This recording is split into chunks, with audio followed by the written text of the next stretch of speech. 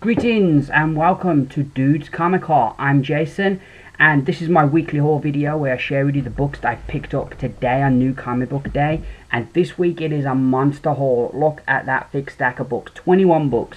So in my defense, one of them is a book from last week. So in my defense, it's only 20. Yeah. But yeah, it was a monster this week. So without further ado, I'm going to get straight into this.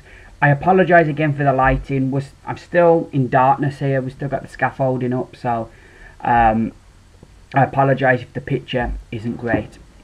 Anyway, getting straight into things. First up, we have Death of Wolverine. I wasn't originally going to get this, but you know, Wolverine back as a kid was one of my favourite characters.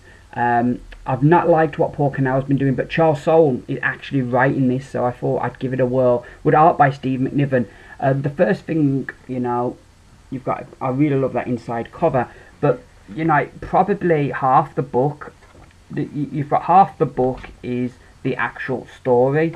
The second half of the book is like all this bonus material, and at first I was going to have a moan because it sketches and it looks cool, because it's always interesting to see this kind of stuff, but I was kind of like, $4.99, I don't know, shouldn't you be getting more story? But then we've got this brilliant interview here with Len Wein, I think that's how you pronounce his name, the guy who co-created Wolverine, and you get like a really nice long interview with him there. And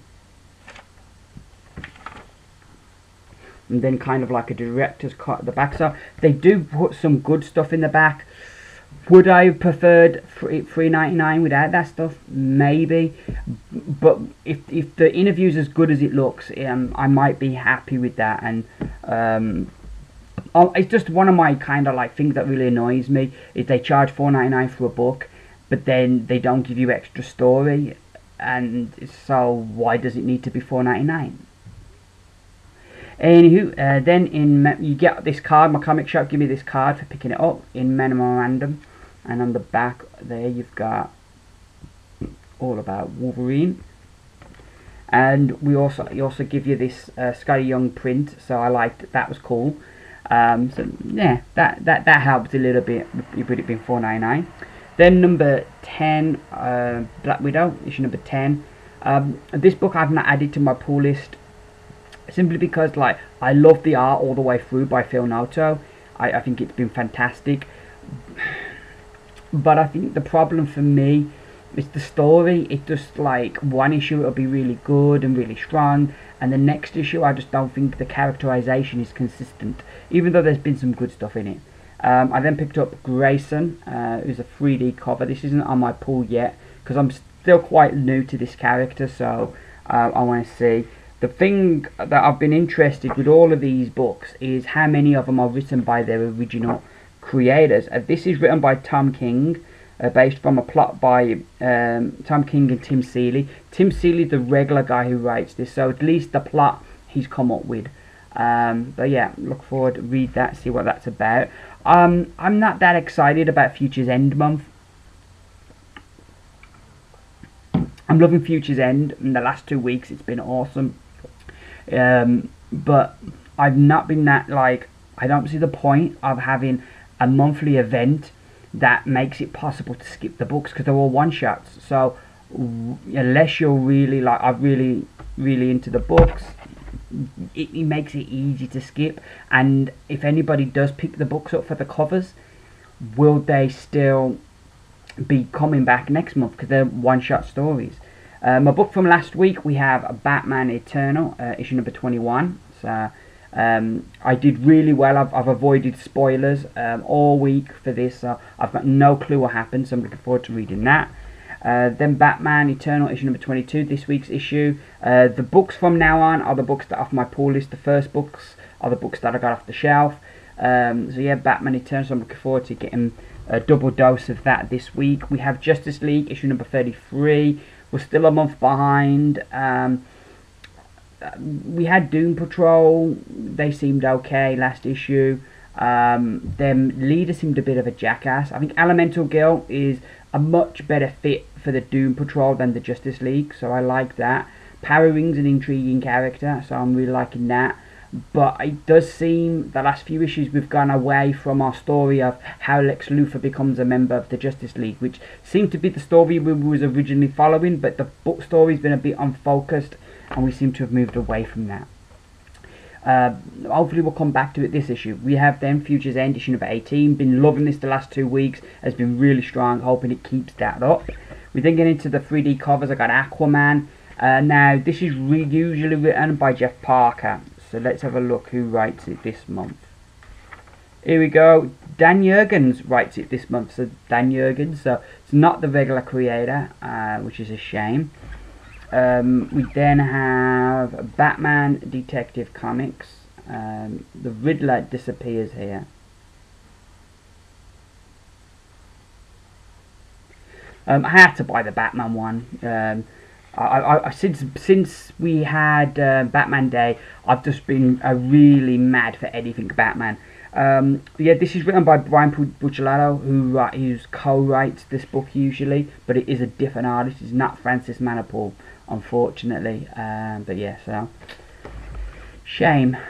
We then have Green Arrow issue. Yeah, we have the Future's End issue, which I do like. Some of these are okay. Some of them are a bit unspectacular, but that's one of the ones I like. And this, let's have a look. The art looks familiar. The art does look familiar. Here we go. Yeah, Jeff Lemire and Andrea Sorrentino do this book. So the regular team, what could be their last issue, right in there. We then have Swamp Thing. I don't know if this is written by Charles Soule. Let's have a look. Yep, Charles Soule is writing that. So certainly for two of the books, we've got the regular writers. We've got one half of the regular writers on that book, and on Aquaman, we've got somebody totally different. So yeah, not a bad average so far. Then getting into Marvel, we have Uncanny X-Men, issue number 25. They've really dragged out this whole Last Will and Testament of Charles Xavier. It took us 2 issues to get to where they're actually reading the will, so I'm hoping that things are going to pick up this issue, because it has the potential to be a good story. It's just it needs to get a move on. We then have Legendary Star-Lord, which I've been enjoying. So yeah, I'm looking forward to that. I don't think we left it at a cliffhanger, did we? There, no, I don't know. But anyway, I've been enjoying that one. So even though I can't remember if we ended at a cliffhanger, we have Superior Spider-Man 2099, issue number 3 by Peter David. I've really been enjoying this. Some really interesting stuff happening in this, so I'm looking forward to seeing what's going to happen next. We have The Punisher, issue number 10. He just seems to be going from one prison to another at the moment, so yeah, hopefully things pick up for our Punisher. We then have Captain America, issue number 24. This is another book that I've been enjoying. This is the march to Axis, you know, as they always do. You're not finished one event yet before you're moving on to the next. But I'm looking forward to seeing, you know, it's not a spoiler, I don't think, that Falcon's going to become Captain America, and I'm really looking forward to how that's going to come about. We then have All New X Factor, issue number 13. I really like the X Factor covers because they always pick like really nice bright colours for the backgrounds on their covers. But this is another Peter David book. Really love Peter David's writing, and this book just gets better and better. But I think it's one of those books, if you read it as an issue by itself, you probably wouldn't be that impressed. But when you read the story as he builds it, I think you get more into it and you enjoy it a lot more. We then have Iron Fist, The Living Weapon, issue number 6. I'm enjoying this still.